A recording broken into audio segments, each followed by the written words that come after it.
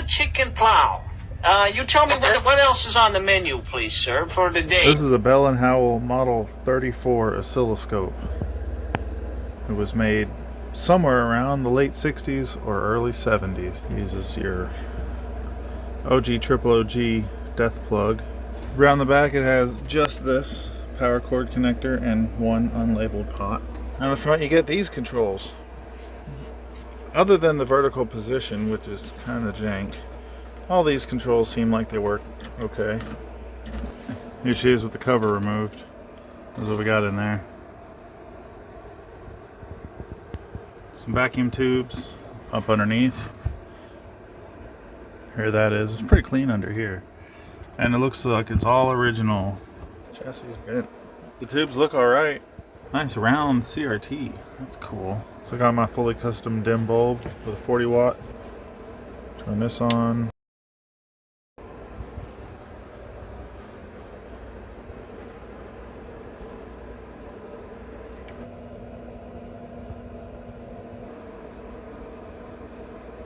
Oh look, actually I have something on the screen. I was with that 40 watt light bulb about half lit.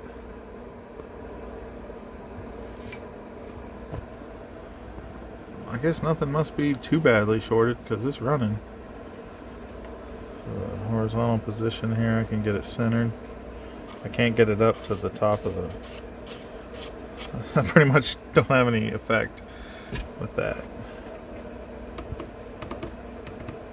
But then again, it is running on pretty low voltage right now. I guess I'll switch to the 60 watt.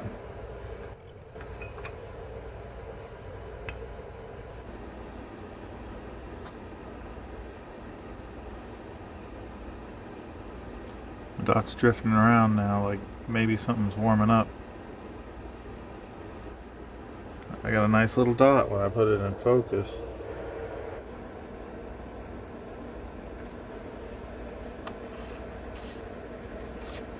The vertical position is still kind of jank. And come to think about it, as a dot, it's not a sweep. Oh shit, hold up. Well, I'll be damned if it don't work just fine. The line's a little crooked. But look, yeah, when I touch here,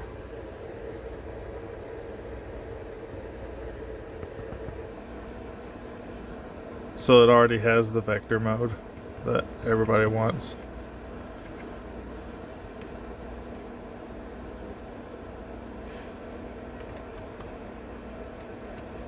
Yeah, look at it. It's got a little shape there already. I don't know what that's supposed to mean, but that's promising though. Yeah, nothing's on fire down here. Guess I'll bypass the dim bulb and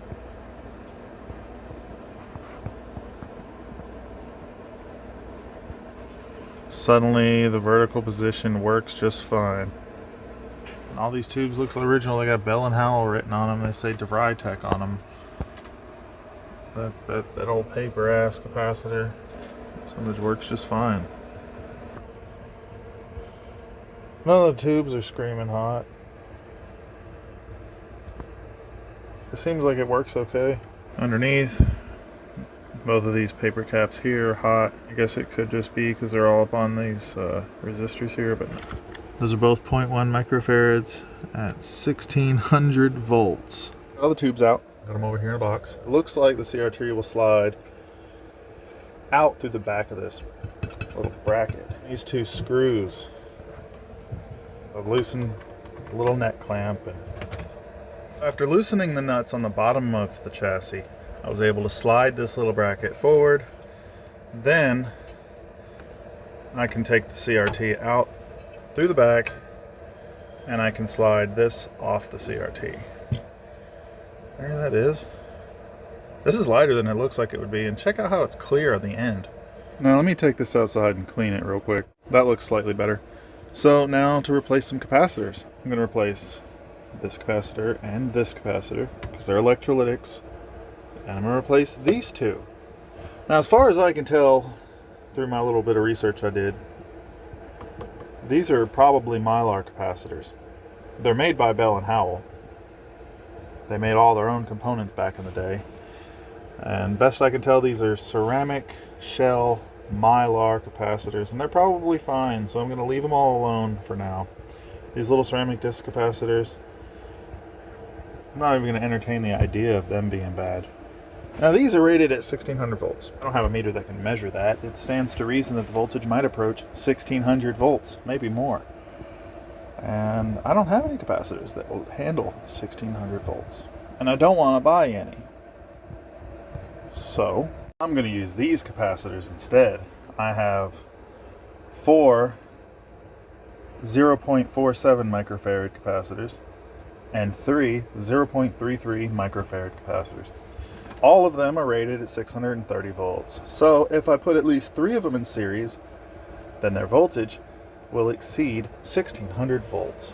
And as long as the capacitors are all the same value, they will all have the same voltage across them, in theory. We've got 2 more electrolytics up here. I'm just going to replace this with another one of the ones I'm going to replace all those 20s with. And this one here, well, I don't have a brand new capacitor for that one, but I have a used one. It's the exact rating it's supposed to be. I'm going to install these electrolytic capacitors. They're all 22 microfarad, 450 volt. 4 there, 4 there, and 1 there. And to make life a little bit easier installing all these capacitors, I've got these old school looking terminal strip things. So when it's finished, it's not going to look all that jank, I guess. So we're going to start with these 1600 volt ones because they're the ones that are less straightforward. So it's 2 capacitors to ground. They ground right there. And they are on either side of that resistor. The high voltage comes out of the 1V2 in that little blue wire, and it goes to that capacitor right there first. Then it goes through this resistor and it charges this capacitor. It goes from there to the high voltage circuit for the CRT, including the intensity dial. Dude, this solder stinks. I got the exhaust duct sitting right here, right over top of what I'm doing. Shit is harsh compared to the new stuff.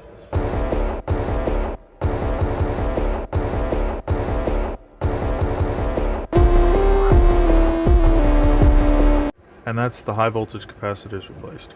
The 2 capacitors replaced with the 7. Onto the electrolytic.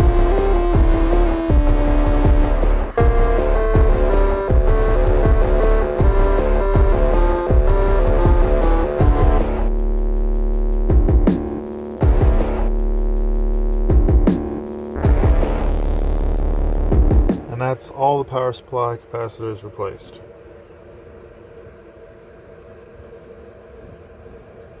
And nothing's flopping around in the breeze because it's all held down on these terminal blocks. So, you know, it's not janky. Except for tripling the number of capacitors it took on the high voltage here with the goofy little array of cheap bullshit capacitors, but sometimes it'd be that way.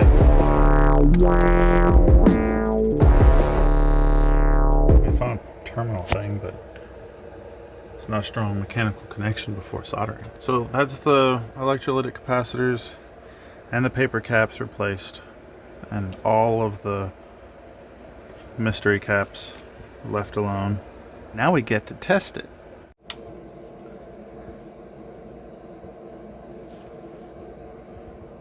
That bulb's a lot dimmer. Like, it's almost off. Can you see it on the camera? No, barely. Barely, but yeah, and it's starting to conduct now. The tubes are warming up. It didn't do that before because of the shorted capacitors. And look, the little spot showed up. Of course, it doesn't work right on the low voltage like this, but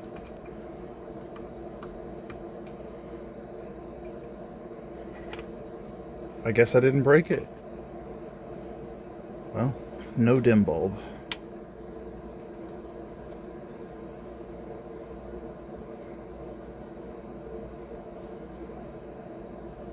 That's pretty cool. That's a lot more sensitive than it was before. Focus is dead on now too. I might have mounted the CRT kind of crooked. Looks like the line's a little crooked, but that's not a big deal. So then what's it do in the vector mode now? Look, it's not a weird shape. You can just see it. That's what it does now. And then when I come over and I touch the vertical, and then I touch the horizontal,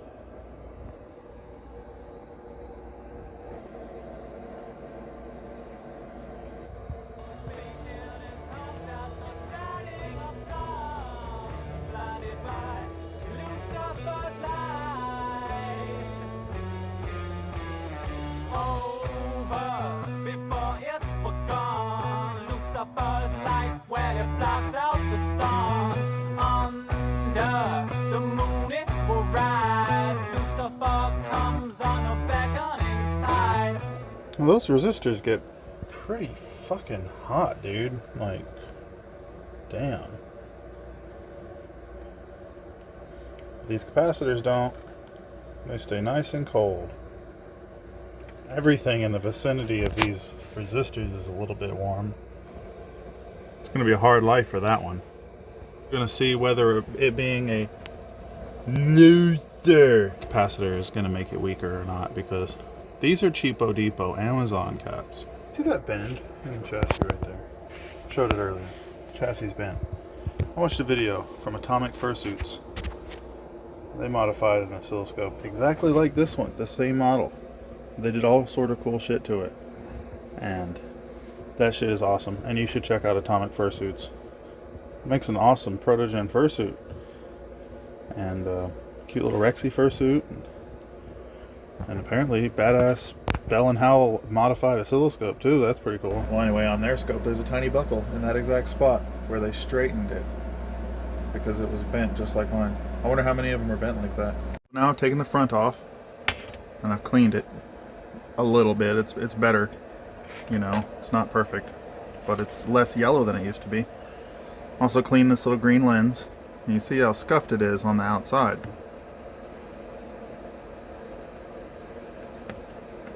But it's nice and smooth on the inside, and it bends outward slightly. So we're going to put it in backwards to conceal how scratched up it is. Cleaned up the little black bezel and painted the screws with flame-proof paint. To ensure the dryness of the flame-proof paint, we're going to hit them with some flames. As for the case, I gently wiped it with a feather duster and then sprayed it with flat black paint. I relocated that one capacitor. Much as it bothers me, I'm going to leave that chassis bent, at least for now. I'll leave these capacitors here for looks until they're in the way. So this is how it looks with the case painted up. Oh, look at that perfect wrinkle coat finish. Yes sirree Bob, no imperfections in this paint job. Now there are pieces of tar under here or whatever they are, and there's like little flakes of white stuff that have gotten on it since I painted it, because it was a week ago. And I don't care about any of that. It looks much better than it did before. Now for the obligatory oscilloscope music demonstration.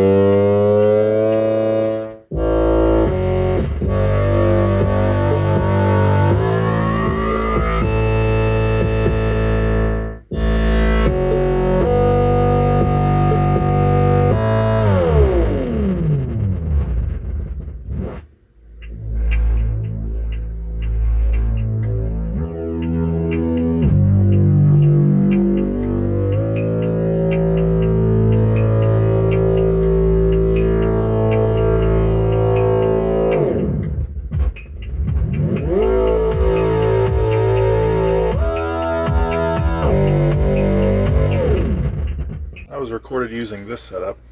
It's just a guitar cable, some jumper leads, a couple of capacitors for isolation. There's capacitors all throughout the amplifier stages for the deflection in this thing, so there is no getting it to be DC coupled without major modifications. Got a cell phone here playing it off of YouTube, and a guitar amplifier right here making the music for you. And that's it for now for the Bell & Howell Model 34 oscilloscope. There's more to come because I'm going to modify the shit out of this thing.